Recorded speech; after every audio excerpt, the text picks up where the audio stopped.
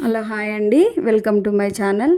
మనం ఈరోజు తెలంగాణ స్టైల్లో చేపల పులుసు, చేపలకి ఉప్పు కారం బాగా పట్టించి ఒక హాఫ్ అన్ అవర్ పక్కన పెట్టుకోండి.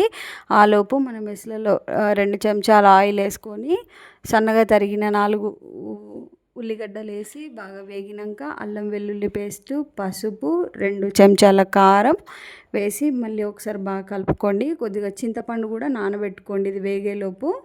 తర్వాత ఇందాక కలిపిన ముక్కలు ఉన్నాయి కదా, అందులో వేసి బాగా కలపండి. కలిపితే అది ఫ్రై అయిపోతుంది కదా.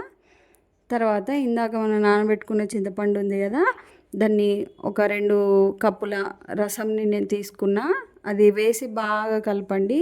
కలిపిన తర్వాత పైన కొత్తిమీర కల్యమాకు వేసి మళ్ళీ ఒకసారి కలిపేసిన తర్వాత వెల్లుల్లి, జీలకర్ర, మెంతులు ఈ 3 కలిపి నేను కచ్చాపచ్చాగా దంచుకున్నా.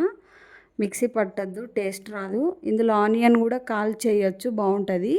ఈ పేస్ట్ని అందులో వేసిన తర్వాత మళ్ళీ చివరిగా ఒక స్పూన్ సాల్ట్ వేసుకొని 4-5 పచ్చిమిరపకాయలు వేసి కొద్దిగా ధనియాల పొడి, కొద్దిగా ఫిష్ మసాలా కూడా వేసి బాగా కలుపుకోండి.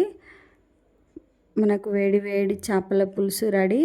చేపల పులుసు చేసిన రోజు కంటే నెక్స్ట్ డే తింటే చాలా టేస్ట్ ఉంటుంది. మనం చేపల పులుసు చేసుకున్నప్పుడు నైట్ చేసుకోవాలి, నైట్ చేసుకొని మార్నింగ్ తినాలి, చాలా బాగుంటుంది.